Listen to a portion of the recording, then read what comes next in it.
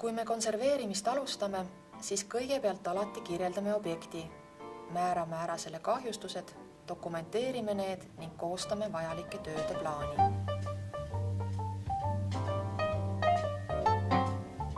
Konserveerimistöödeks on kõigepealt vajalik köide osadeks lahti võtta. Esmalt lõikame lahti õmblusniidid, et sisupoognad köitmenööride küljest lahti võtta.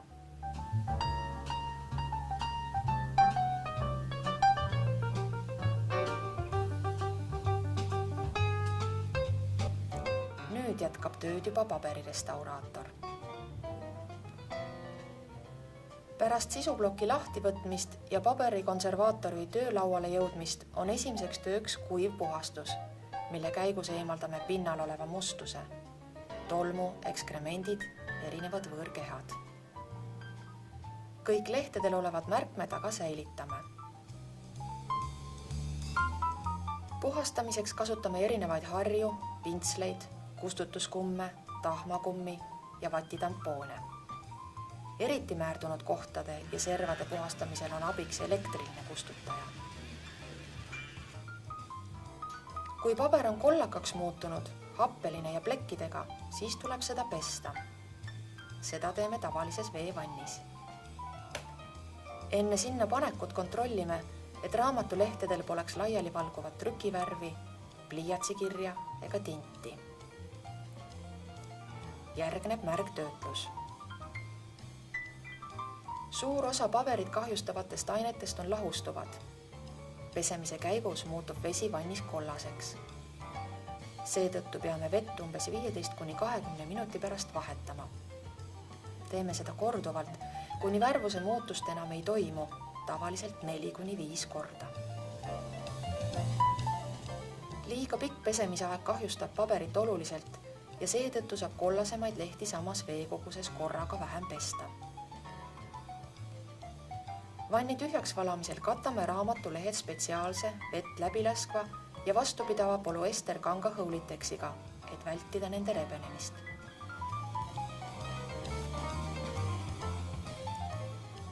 Märgtöötluse käigus eemaldame eelnevad parandused ja vana liimi. Pärast pesemist asetatakse raamatulehed ristile kuivama.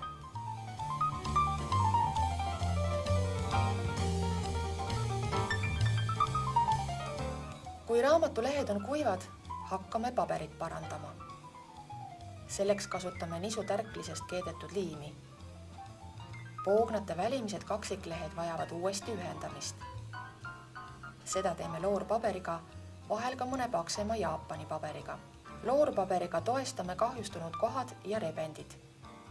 Puuduvatele osadele teeme käsitsi valmistatud paranduspaberiga täidised.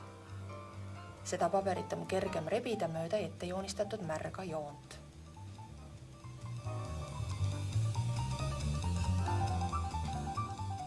Pesemise käigus eemaldus paberilehtede pinnaliiming ja see tähendab, et paber on muutunud kahjustavatele keskkonnamõjudele vastuvõtlikumaks. Seetõttu tuleb lehed uuesti metüültselluloosi vesilahusega liimitada.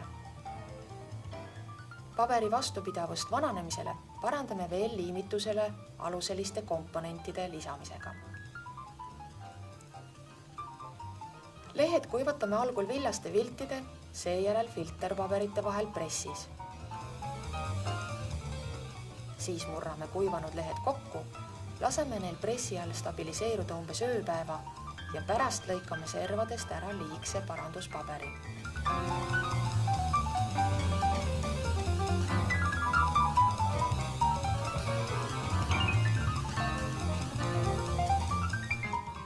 Nüüd seame lehed taas poognateks, stabiliseerime jälle pressi all ning enne järgmist tööprotsessi laseme neil kogu plokina seista umbes nädala.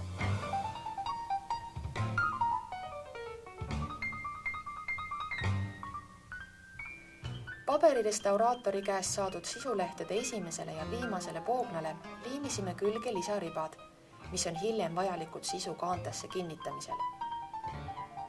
Köitetöödes kasutame liimimiseks nisujahu kliistrit, mis vajab natuke aega kuivamiseks ja enamasti ka raamatu pressis hoidmist.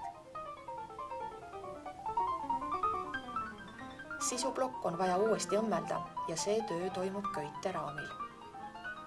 Nööride õmblusraamile kinnitamisel järgisime algset nööride paksust ja nende kaugust üksteisest. Enne õmblemist peab alati kontrollima sisupoognate järjekorda. Parandatud paberile lõikame uuesti sisse sälgud, millesse toetub uus köitmenöör.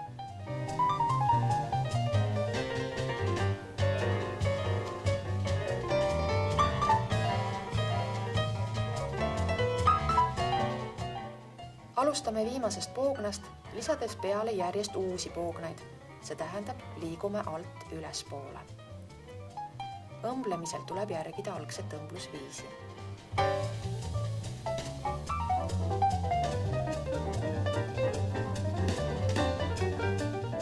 Peale õmblemist liimime seljale tugevduseks paberi, mis hoiab lisaks nööridele ja õmblusele sisuplokki selga koos.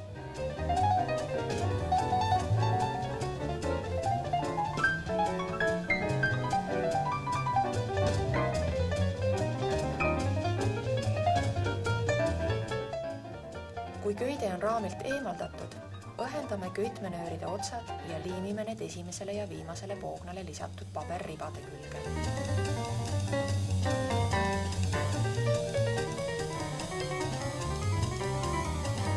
Nüüd läheb raamat pressi, et kuivada. Kaanenaha konserveerimiseks peab nahkosa eemaldama. Enne võtsime lahti ka kaante siseküljel kaanelehtede seljapoolse osa, et eemaldada vanad köitmenöörid kaante küljest. Kaanepaber oli väga määrdunud, seetõttu puhastasime neid kõigepealt kuiva kummipuruga, seejärel märjalt destilleeritud veega. Veega puhastamisel kasutasime vatitikke.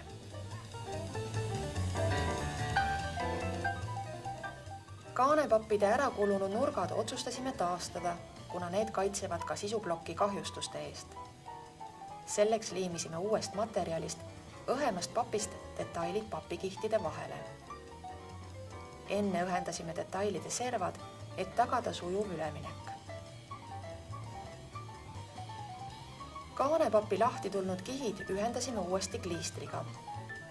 Putuka kahjustuste augud kaantes said täidetud niiske paberimassiga.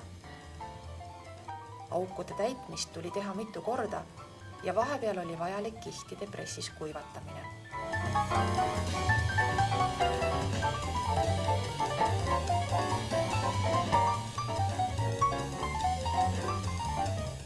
Kaanepapid ühendasime sisuplokiga, liimides kaaned esimese ja viimase poogna külge liimitud paberriba külge.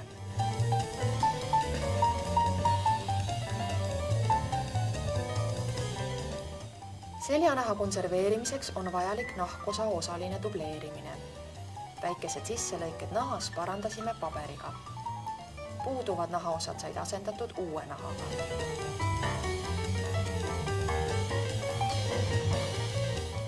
Selleks tuli ette valmistada nii originaalmaterjal kui parandusnahk. Peamiselt õhendasime nahatükkide ülemineku osad ja pööramise servad.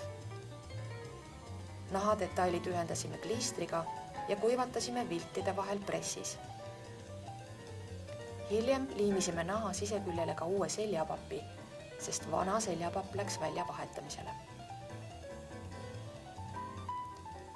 Parandatud ja pressis kuivanud seljanahk sai liimitud juba ühendatud sisuploki ja kaante külge 2 etapis. Kõigepealt kinnitasime naha kaante külge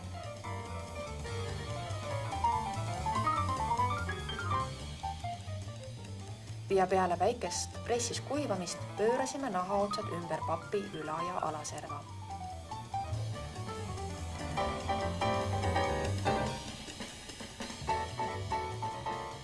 Lahti võetud kaanelehtede osad liimiti uuesti kaante külge.